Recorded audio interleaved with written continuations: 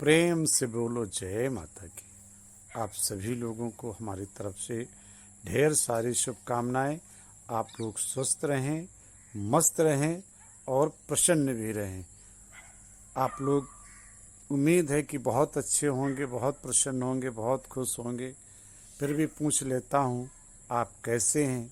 आप ठीक तो हैं? आप इसलिए अच्छे होंगे कि मैं तो बड़ा ठीक हूँ, बहुत अच्छा हूँ। सब माता रानी की कृपा है। माता रानी की कृपा आप लोगों पर भी बनी रहे। वैसे तो इस समय पितृपक्ष चल रहा है और पितृपक्ष में तो आप लोगों के पितर लोग, पूर्वज लोग आप लोगों को आशीर्वाद दे ही रहे हैं। क्यों ना आशीर्वाद दें? वो तो ही तो वंश के अधिष्ठाता हैं, वो ही तो वंश बेल को बढ़ाने वाले हैं। तो अपना लगाया हुआ पौधा सबको बड़ा प्रिय होता है, उसको सींचते हैं, पल्लवित करते हैं, पुष्पित करते हैं। तो इसलिए हम सभी उन्हीं के लगाए हुए पौधे हैं, वृक्ष हैं।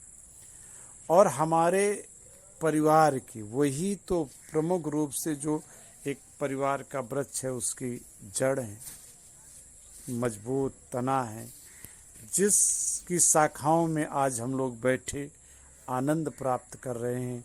उन्हीं की बनाई हुई शाखाएं, उन्हीं का ही आशीर्वाद है।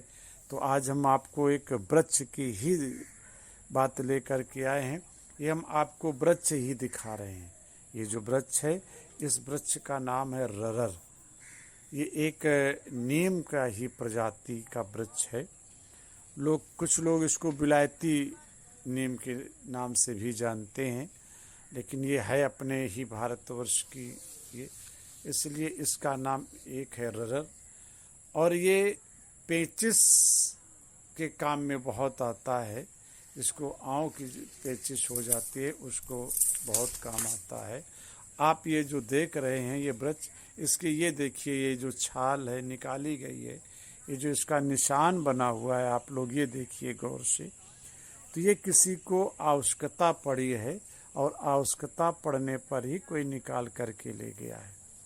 इसको दही या मट्ठे के साथ पीस करके ईसब गुल की भी भूसी को मिला करके अगर सेवन करते हैं तो पेट में चाहे जैसी मरोड़ हो, आपके आँव दस्त हो, चाहे पतली दस्त हो, चाहे पेट में दर्द हो, पेट की जितनी भी परेशानियां हैं वो जो है इससे दूर हो जाती हैं। आप इसको लाएं, ला करके हरी ही ताजी इसको पीस लें।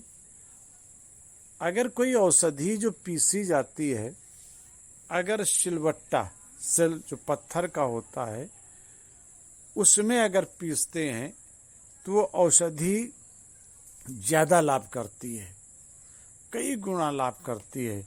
इसलिए आप लोगों ने देखा होगा कि जो वैद्य लोग होते हैं उनके एक छोटा सा पत्थर का ही जो है एक खलर होता है, एक कूटने का होता है, वो लोग उसी से कूट करके दवा देते हैं। जब उससे कूट करके पीस करके दवा देते हैं तो जो आयुर्वेद के अनुसार जो जड़ी बूटी या वैसी दवाएं लेनी चाहिए, पेड़ पौधों की छाल लेना चाहिए, ये पत्थर में ही प्रयोग करना चाहिए। इनसे औषधि गुण और बढ़ जाता है। जब औषधि गुण बढ़ जाता है तो तमाम लाभ भी बढ़ जाते हैं। इसलिए जब लाभ बढ़ते हैं तो हमारा शरीर स्वस्थ रहता है। इसको अगर ये जरूरी नहीं कि पेचिश हो तब लें, इसको ले आएं, छोटी छोटी गोली बना लें और छोटी छोटी गोली बनाने के बाद इनको नियमित सेवन करें तो रक्त शोधन होता है। जिसके रक्त में कोई विकार होता है तो रक्त विकार इससे दूर हो जाता है। अगर इसको 41 दिन तक लगातार एक गोली खाली पेट खाया जाए तो ये जो है खाने में तो कड़वा होता है, इसकी महक भी बहुत अच्छी नहीं होती है, लेकिन अगर आप इसको खाएंगे तो रक्त शोधन, अगर जिसका रक्त गाढ़ा हो गया है या रक्त में कोई कमी है तो इससे जो है रक्त शोधन होता है और रक्त पतला होता है।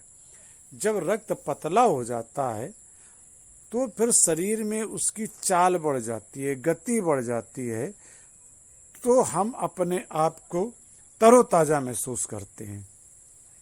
क्योंकि हमारे शरीर में जब रक्त की गति अच्छी होती है तभी हमारे शरीर में ताकत होती है। इसकी पहचान है कि शरीर में ताकत है क्योंकि रक्त अपने गति से चल रहा है।